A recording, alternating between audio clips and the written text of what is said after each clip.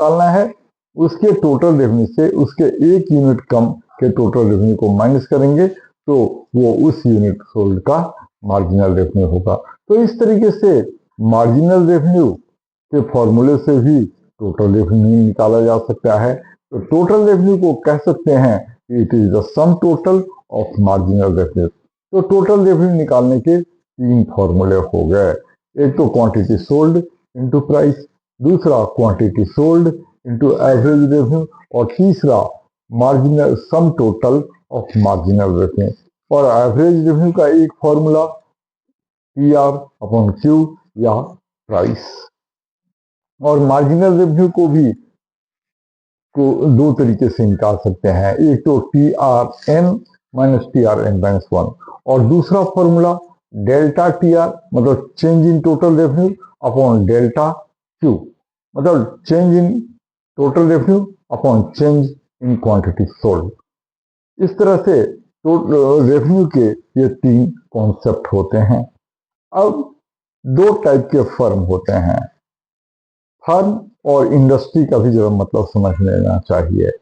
Similar type के firm के total को इंडस्ट्री कहते हैं या मार्केट कहते हैं।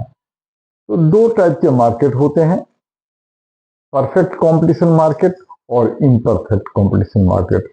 तो इन दोनों टाइप के मार्केट के अंदर जो फर्म होते हैं उस केस में रेवेन्यू का कॉन्सेप्ट समझेंगे। पहले परफेक्ट कॉम्पिटिटिव फर्म के केस में रेवेन्यू का कॉन्सेप्ट। परफेक्ट कंपटीशन वो मार्केट कंडीशन होता है जिसमें very large number of buyers होते हैं, very large number of sellers होते हैं and they sell homogeneous product at a uniform price. Perfect competition में इंडस्ट्री प्राइस मेकर होता है और फर्म प्राइस टेकर होता है। मतलब एक फर्म को वही प्राइस लेना पड़ता है जो इंडस्ट्री सेट करता है।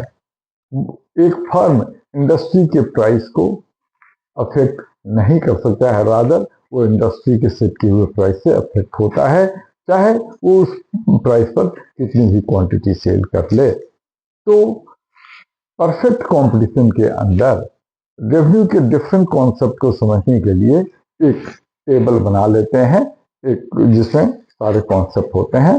तो उस टेबल में 5 कॉलम बनाएंगे। पहला क्वांटिटी सोल्ड, दूसरा प्राइस, तीसरा टोटल रेवेन्यू, चौथा एवरेज रेवेन्यू और 5वां मार्जिनल रेवेन्यू। तो क्वांटिटी में सपोज किया 1 से लेकर 8 तक क्वांटिटी लिख लिया 1 यूनिट।